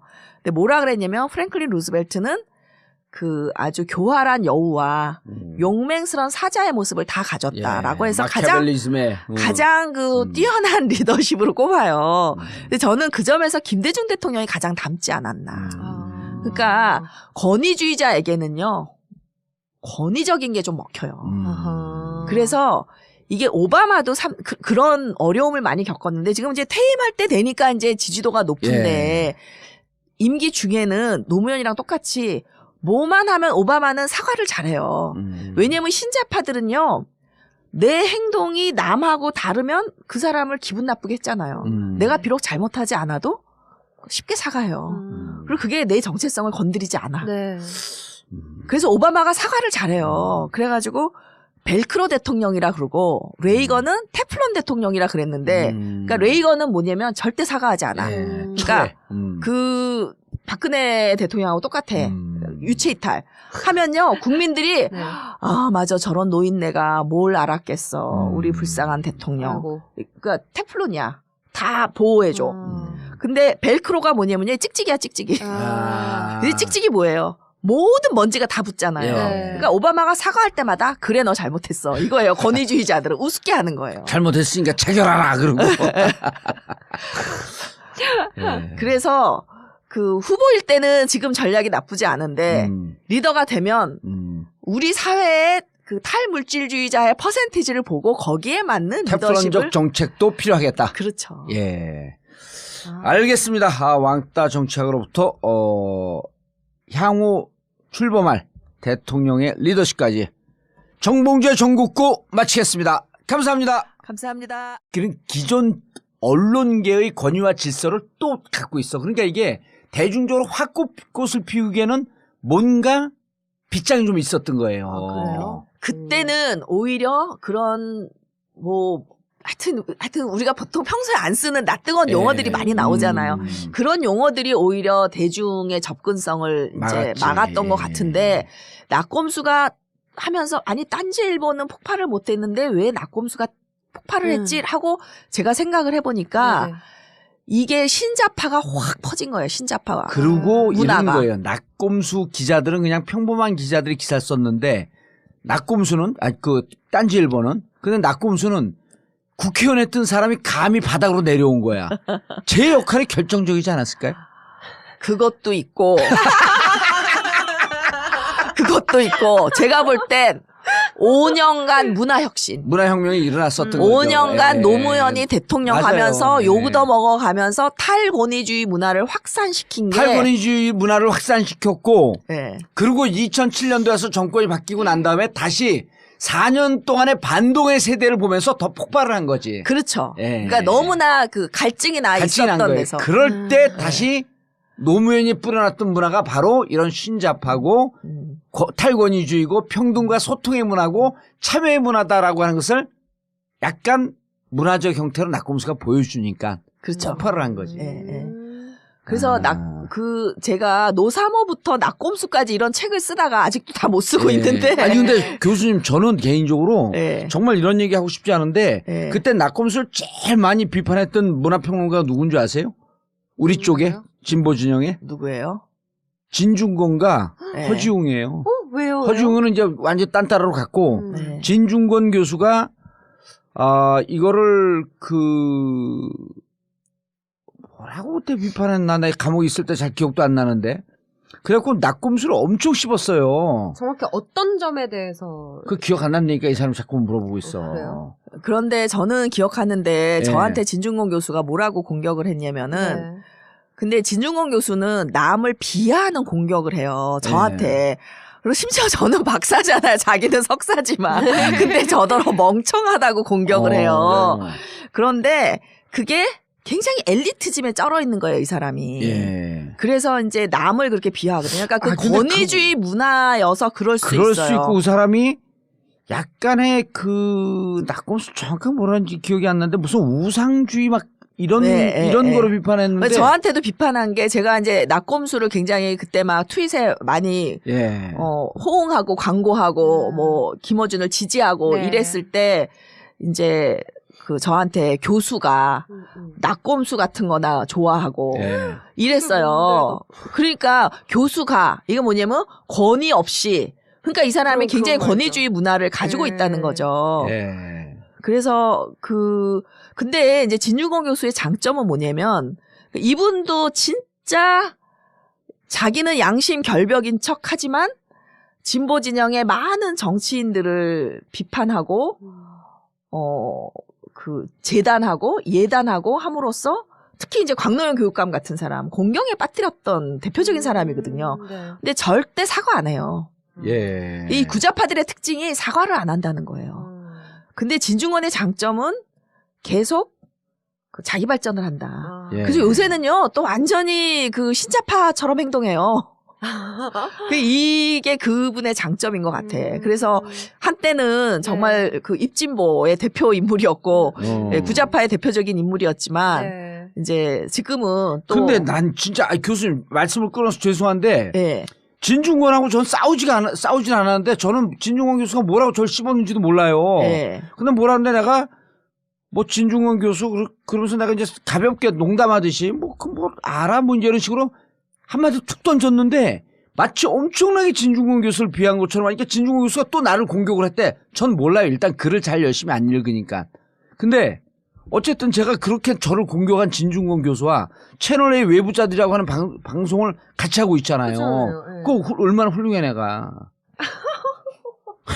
아닌데 진중권도 요새 보면 태도가 굉장히 많이 바뀌었어요. 그럼 훌륭한 사람이에요. 내가 보니까. 바뀌었기 때문에 근데 그 바뀌는 과정에서 자기가 과거에 잘못했던 거, 그러니까 예를 들면 디도스 공격 지금 사실로 드러났잖아요. 예. 근데 그때 김어준을 음모론에 빠져 있다고 얼마나 욕하고. 김어준은 원래 음모론 좋아해요. 그거는 아니, 그러니까 정확한 비판이야. 그런데 저도 김어준이 너무 음모론에 빠지는 건 별로 안 좋아하는데 디도스 공격은 제가 굉장히 그럴듯하다고 봤고. 디도스 공격은 또 이제 저는 50대 50으로 봐요. 진중권 비판 50 옳고, 김어준 디펜스 50대 50% 옳고. 근데 이제 지금 보면은요, 진중권 교수가 귀여워요.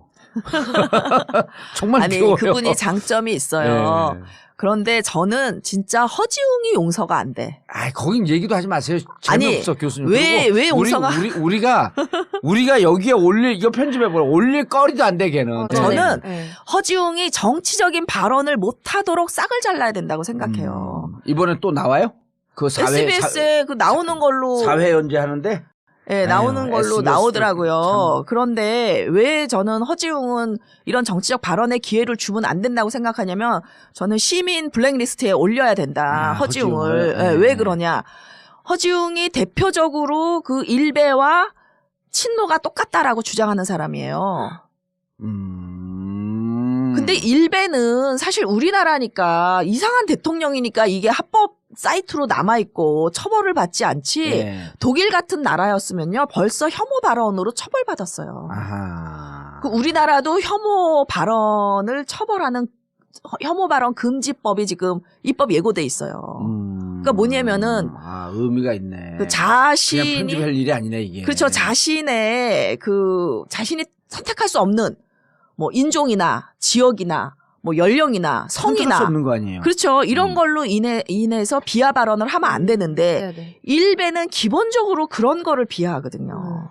그리고 거의 천륜을 무시한 발언을 하는 게 일베잖아요. 그러니까 다른 선진국 같았으면 이 사이트가 지금까지 남아있을 수도 없고 이미 폐쇄됐고 그다음에 그 사람들은 발언한 사람들 다 처벌받아야 되고 법적으로 처벌받죠. 그러니까 예를 들면 뭐 히틀러를 옹호한다든지 또는 뭐 히틀러가 했던 일을 뭐 미화하려고 한다든지 또는 이렇게 물타기를 한다든지 이래도 다 법적으로 처벌받아요.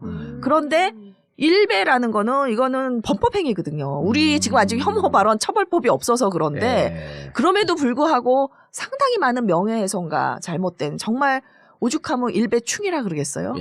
그런데 노사모와 친노와 일베가 똑같다라고 주장하는 게 허지웅이고요. 그다음에 제가 우리 아버지, 친정 아버지가 이런 발언을 하셨다라고 트윗에 썼는데 그 발언을 누가 쌍욕을 했어요. 그래서 제가 그 사람한테 항의를 한 그 트윗을 가지고 친노는 이렇게 갈등적이라고.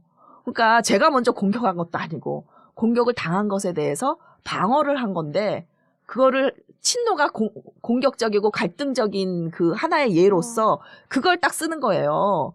그래서 제가 그게 아니다. 이 사람이 먼저 나를 심한 말로 우리 아버지를 공격했기 때문에 나를 공격하는 건 그래도 좀 참아도 내 아버지를 공격하는 건 못 참잖아요.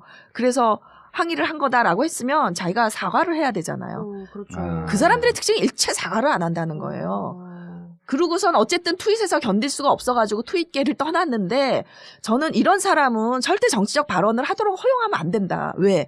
영화는 자기 전문성이 있으니까 뭐 해도 괜찮아. 하지만 전문가가 아니잖아요, 정치적. 전문가가 아닌데 범죄적인 발언을 한 거거든. 친노랑 일베가 똑같다는 건. 그리고 적대적 공생관계라고 했는데 노사모는요. 일베가 없이 탄생한 조직입니다. 신자파 조직이에요. 그리고 매우 바람직한 조직이에요. 이 자발적 결사체. 그런데 허지웅이 공격을 받은 거는 친노를 또는 광노현 교육감을 사실도 잘 모르고 부당하게 공격을 하니까 자기가 공격을 받은 거지. 가만히 있는데 공격을 친노들이 한 게 아니거든요. 그런데 자기가 잘못한 건 생각지 않고 둘이 공격하는 게 똑같으니까 적대적 공생관계다 그랬는데 적대적 공생관계는 지금 우리나라의 그 새누리당과 소위 말해서 구자파 이런 게 적대적 공생관계죠. 20세기 좌우 또는 새누리당과 북한 서로 없으면 안 되는 관계잖아요. 이게 적대적 공생관계인데 노사모는 일베가 없이 탄생했고 일베가 사라져도 건재할 거예요. 그렇죠. 이 노사모와 일베의 관계는 숙주와 기생충의 관계다. 적대적 공생관계랑은 완전히 다른 관계다. 네. 그런 점에서 저는 알겠습니다. 정치적 발언을 금지해야 될 사람으로서 블랙리스트에 꼭 올리고 싶은 게 지민 허지웅입니다. 블랙리스트. 네. 근데 저는 교수님은 올리시고요. 저는요. 그런 애송이들은 상대하고 싶지도 않아요. 그런데 네. 어쨌든 그 사람에게 정치적 발언의 기회가 가고 예. 또 그 사람에게 환호하는 사람들이 있으니까 굉장히 위험하죠. 이런 사람이 저는, 그런 발언을 저는 계속하는 거. 그렇게 뿌리와 그러니까 이런 거예요. 처음에는 자기가 마치 그 진보 진영에 한 농객처럼 시작을 했거든요. 근데 지금 어떻게 갑니까? 쭉 결국 가면서 진보 진영의 농객이라고 하는 것은 자기의 정체성이거든요. 삶의 진정한 모습인데 지금은 어떤 한 논객이라고 보기보다는 그냥 평론가란 타이틀을 쓰고 연예인이 된 거예요. 그냥 엔터테이너가 된 거예요. 그러니까 그 사람의 삶은 대중들에게 그 정도 영향력이 있는 거지 본질적 영향력을 주지 않고 한쪽으로 틀어지기 때문에 우리 사회는 요새 네. 연예인들의 영향력이 더 크잖아요. 그죠. 사실 저는 그 사람은 그렇게 되지 않으리라고 봐요. 아니 물론 그렇지만 그래도 어떤 정치적 스피커가 가는 거는 위험한 일이다. 왜냐하면은 이명박과 노무현이 똑같다 이러는 사람이거든요. 대표적으로. 거기에다가 그 사람을 정치적 패널로 해갖고 대선 토론을 하는 그 방송국이 정신이 나간대죠. 그러니까 그 얘기가 매우 그 부적절하다는 방송국이 얘기를 정신이 나간대지. 하고 싶은 거예요. 그럼요. 네. 알겠습니다. 자, 다음 주제로 넘어가시죠. 네. 한창 얘기하다 보니까 뭐 어떤 얘기하고 있었죠? 아니, 그래서 이제 문화에 대해서 얘기를 한 문화 거죠. 얘기를 한 건데 예. 왜 그러면은 진중권이 과거에 그런 문화를 보였냐 하는 건데 그게 이제 그 구좌파들의 특징인데 이 권위주의 시대에는요. 근데 우리가 진중권 교수를 지금 비판하거나 씹는 건 아니잖아요. 아니죠. 얘기해도 되는 거 아니야? 그렇죠. 예. 그러니까 시작이 이제 거기서 된 건데 이 구좌파와 신좌파의 핵심적인 차이점은 문화가 권위주의적이냐 개인주의적이냐라는 차이가 있다는 거고. 그러니까 권위주의적인 거는 어디서 오는 거냐면은 집단주의에서 오는 거예요, 사실. 집단주의 문화에서. 그럼 왜 20세기에는 집단주의 문화였냐? 그러니까 집단끼리 뭉쳐서 이렇게 갈등을 빚었고 물질이 중요했기 때문에 이렇게 위계적인 문화가 있었고. 그리고 우리가 이제 보통 집단주의가 어디가 제일 세요, 집단주의 문화가. 군대야. 예. 어떻게 알았어, 그거? 군대 갔다 왔어? 눈치. 군대일 것 같더라고요. 눈치는, 와. 그러니까 완전히 잔머리는 비상해, 진짜.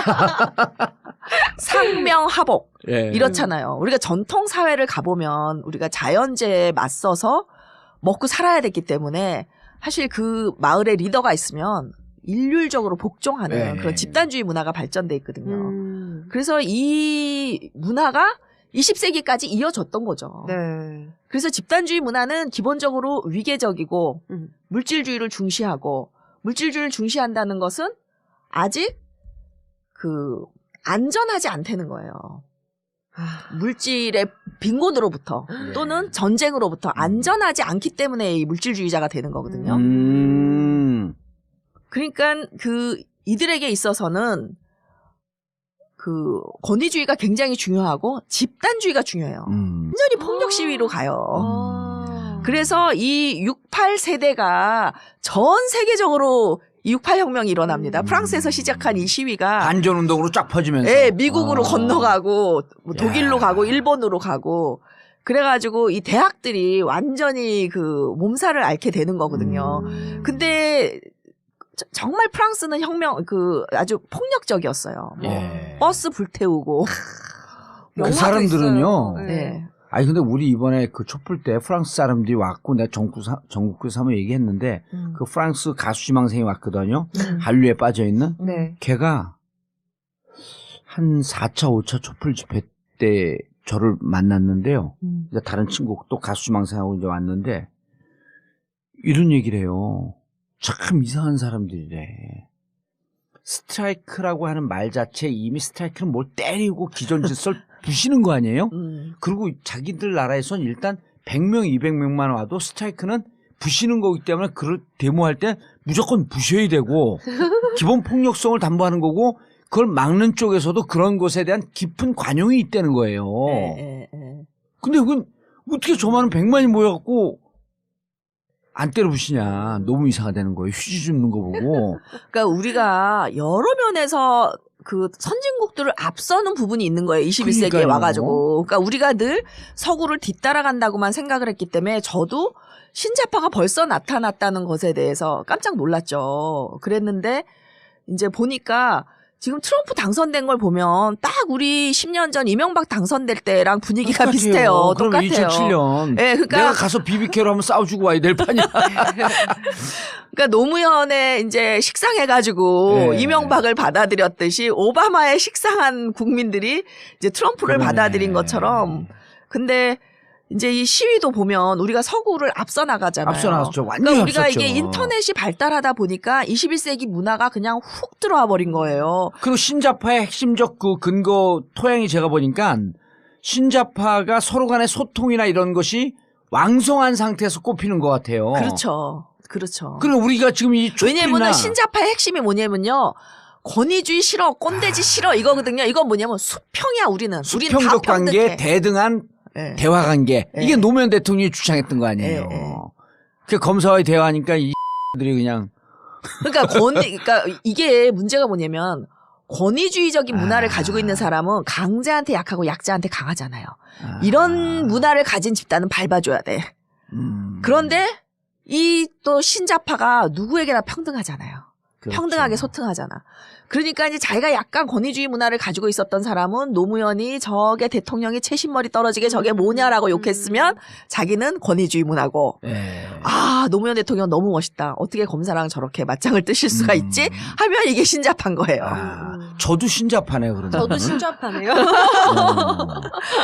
그러니까 이게 이제 20세기는 좌던 우던 문화적으로는 권위주의인 거예요. 예. 기본적으로. 근데 21세기 들어와서는 구자파는 권위, 신자파는 소통과 평등. 탈권위. 탈권위. 그렇죠. 네. 근데 제가 사실은 2002년 대선 때에도 딴지일보를 제가 열심히 봤거든요. 네. 예. 근데 제가 조금 불만이었어요. 뭐가 불만이었냐면 딴지일보 기사가 진짜 분석적이고 진짜 리치하고 아주 좋아요. 그런데 이 정말 그 이상한 그 용어들, 쌍욕들 이런 것 때문에 너무 그 가치를 폄훼당하는 거예요. 그때만 해도 우리가 굉장히 권위주의 문화였기 때문에 얘네들이 이런 그 욕설 뭐 이런 문화 때문에 이 주옥 같은 기사들이 빛을 못 보는구나 그랬는데 낙검수가 똑같이 욕을 하고 그러는데 떴잖아요. 낙검수는 탈권위주의의 상징이에요. 그러니까 신좌파의. 딴지일보도 그게 상징인데 딴지일보는 그럼에도 불구하고 이제 거기는 이 은근히 그 딴지일보 내부에 권위가 있어요. 단 하나의 정통 정치 팟캐스트 정봉재 정국구 시작하겠습니다. 조기숙 교수님 특집. 안녕하세요. 자, 왕따 정치학 계속 이어갑니다. 지난 시간 이어서 자, 좋은 날의 기자님, 아나운서님, 왔다. 네, 안녕하세요. 좋은 날입니다. 예, 지난 시간은 그래도 조금 이렇게 질문도 하고 그랬어요. 뭐 정리도 쫙쫙 해대고 나는 안 좋고 졸고 있을 때. 자, 그리고 조기숙 교수님 네. 자리하셨습니다. 안녕하세요. 예. 네, 반갑습니다. 지난번에 6번 한까지 했어요. 6번 한까지 하다가 서든 딱 끊어갖고 벼랑한 브레이크, 예. 벼랑한 브레이크를 잡았고 사람들이 이거 뭐. 우리 7번 좀 했는데. 7번 좀 하다 말았나요? 말았죠. 예. 알겠습니다. 이어서 권위주의 문화에 대해서 얘기를 좀 해야 된다. 그러면서 끝냈죠. 예, 알겠습니다. 권위주의 문화. 그래서 지난 시간에 이제 1세대, 2세대, 3세대 시민권이 역사적으로 이렇게 순차적으로 발전해 왔다. 네. 근데 우리 사회는 2세대 진보를 주장했던 그 진보 세력이 집권도 해보기 전에 그러니까 이제 외국 같은 경우에는 그 과거의 그 보수, 진보 이렇게 집권을 하면서 이 역사가 발전해 왔는데 한 200년 동안 우리는 이제 너무 짧은 시간에 발전하다 보니까 그 구좌파 20세기 좌파들이 집권도 해보기 전에 노무현이 그냥 갑자기 들어온 거예요. 근데 이 신자파 딱 들어쓴 거지. 예, 들어왔는데 이들을 구좌파들은 어떻게 봤냐면 저 19세기 자유주의자. 이렇게 본 거예요. 근데 19세기 자유주의는 경제 문제에 있어서 굉장히 보수적이에요. 사유재산을 지키기 위해서 참정권을 얻은 사람들이니까. 근데 이 노무현은 경제 문제에 이렇게 보수적이지 않았다는 거예요. 상당히 복지도 많이 했고, 뭐 의료보험도 상당히 좋게 만들었고, 또 무슨 민영화, 뭐 KTX 민영화라든지 이런 거 다 반대하셨거든요. 그러니까 뭐 왼쪽 깜빡이 켜고 우회전 했다고 하기에는 이게 조금 설명이 안 되는 거예요. 그 민영화에 반대한 건 이거는 분명히 공공 영역을 강화한 이거는 그렇죠. 그 구좌파랑 비슷해 보이거든요. 예. 그러니까 도대체 이게 뭐냐. 그 노무현 대통령도 스스로 신자파라는 걸 본인이 모르고 돌아가셨어요. 아하. 왜냐면 저도 노무현 정부가 그랬어요? 자유주의 개혁 세력이라고 생각을 했는데 대통령 돌아가시고 나서 제가 연구를 하다 보니까 이게 딱 신잡한 거예요. 그 노사모가 개인주의적이고 탈물질주의적이고 이 서구의 68 세대를 그대로 문화적으로 빼어 닮은 게 이게 딱 신잡하고. 서구에서는 신자파 개념이 일찍이 자리를 잡고 있었잖아요. 그렇죠. 근데 이제 제가 거기에 별로 관심을 안 뒀던 거죠. 우리랑은 먼 얘기라고 생각을 했었지 이렇게 빨리 올 줄 몰랐는데 기본적으로 이 신자파가 오게 된 거는 경제적 풍요.